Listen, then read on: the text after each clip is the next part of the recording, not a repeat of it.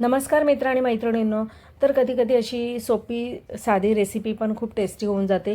तर आज बनवलेली ही मी मसूरची डाळ आणि खूप टेस्टी झालेली ही अगदी साध्या सोप्या पद्धतीने ही बनवली होती. तर यासाठी 2 वाटी मी मसूरची डाळ घेतली, ती धुवून स्वच्छ घेतली आणि गरम पाण्यात भिजत घातली.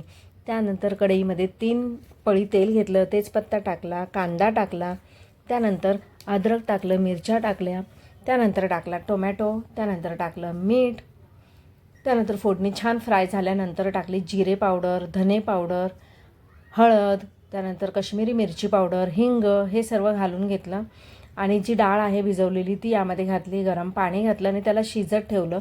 शिजल्यानंतर खूपच घट्ट झाली, मग मी पुन्हा त्यात थोडंसं पाणी टाकलं. गरम मसाला टाकला, त्यानंतर इथे एक फोडणी केली, लसूण टाकला आणि काश्मीरी मिरची पावडरची ही फोडणी केली, ती यामध्ये घातली. कोथिंबीर घातली आणि मस्त ही भाजी डाळ झाली.